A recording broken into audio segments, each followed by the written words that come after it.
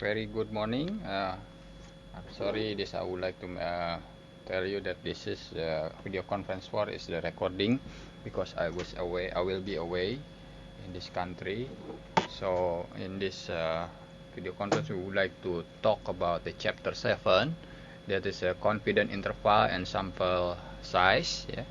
So I hope with you now the textbook, and then you can open chapter 7. Yeah. It will be page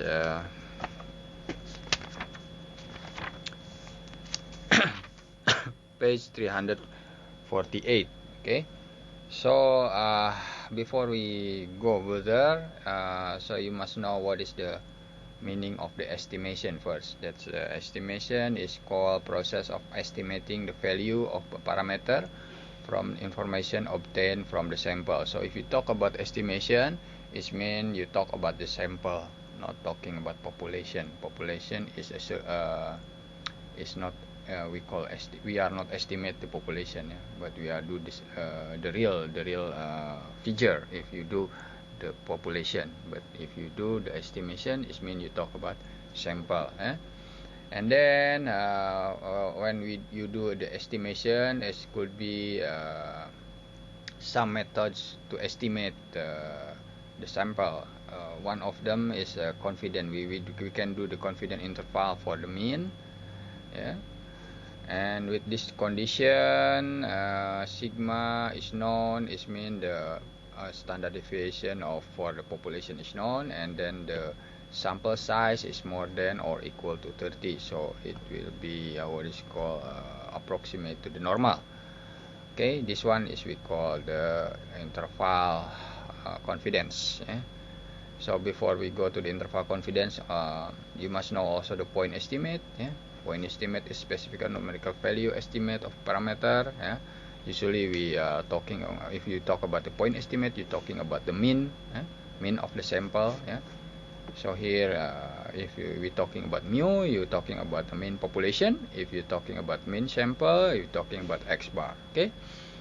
So there is some properties for this one. At least you must know that if the good estimator must be unbiased. It means the expectation of the sample size or the sample of x must be equal to the mean of the population, or mu. And then second one is the consistent. What is the consistent? If the sample size increase, so the value of the estimator approach to the value of parameter estimated. It means if your sample increase, your sample mean, for example, is getting close to the sample of the population. To the mean of the population. Okay. And the third one is the efficient. Efficient. What is efficient? So they have smallest variance. So if your sample is getting bigger and bigger, and then increase and close to the population, so for this one, for sure, you must have the variance getting smaller and smaller. And the smallest one we call efficient. Okay, that's for the good estimator and the point estimate. So now let's go through to the confidence interval. Okay. So before that one, there is some statement here. An interval estimate of parameter is mean an interval or range of the values used to estimate the parameter. Okay. And then the next is confidence level of interval estimate of parameter. It means the probability that the interval estimate will contain the parameter. Confidence interval itself is a specific interval estimate of a parameter determined by using data obtained from a sample and by using the specific confidence level of the estimate. Okay. And this is the formula that we will use for the confidence interval. First, you must find the z value, right? And then in between z value, because we have left hand side and right hand side, so alpha must be divided by 2, and the negative side and the positive side. And then the middle is the value of z, see this one. And then finally you will get x bar minus z value alpha divided by 2, and then multiply by sigma over square root n less than mu. So in the middle mu, or we would like to try to estimate the confidence interval of the mean of population here. So, and then this mu less than x bar plus z value alpha over 2 multiplied by sigma over square root n. Where the z alpha over 2 multiplied by sigma over square root n is we call the maximum error of estimate. And alpha could be 0.05. If 0.05, the graph it will be like this one. See this one, alpha in the left hand side and the right hand side will become 0.025, and then in the acceptance region is 95%, right? Because you took alpha 0.05. And if you talk from the table, you will get the value of z is alpha over 2 is 1.96. Okay. Next is you can do the same thing for 0.01 and 0.10, and then try to find in the table. Then see this one, the maximum error of estimate. What is the maximum error of estimate, or the z value multiplied by sigma over square root of n? This is the maximum likely difference between the point estimate of a parameter and the actual value of the parameter. So plus and minus, from the mean sample, or mean from a mean sample, to estimate the mu, or mean of population.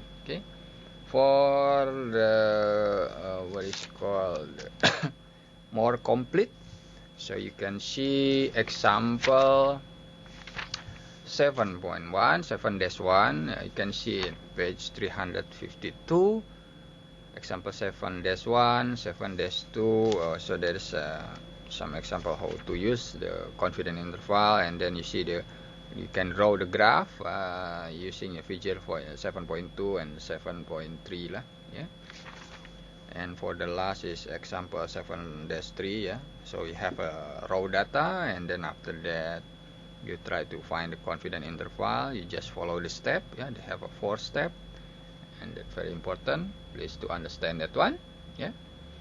And next is the formula for the minimum sample space need for the interval estimation of the population mean. We can use this one.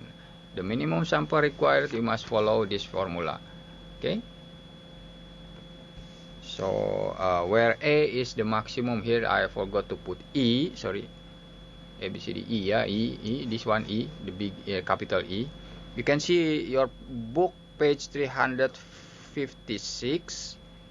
You see the bracket and the brown bracket there. E is the maximum error of estimate. Usually we given in the question or in the problem. So don't worry about that one. They have a example. If you can see example 7.4, page 356. So that's the example how to find the minimum sample size. So let's go. If you understand already, please take a look your exercise 7.2, page 358. So we will start with number 14, right? So now I just put directly the answer here. See. So we can start from number A. A study of 40 English composition professors showed that they spend on average 12.6 minutes correcting student term paper. A. Find the base point estimate of the mean. It means you try to find the mean of the sample. How to find this one? They say the 4 English composition professors, so they spend, and then on average you already have on average 12.6 minutes. So we can get 92 for this what is called mean, yeah.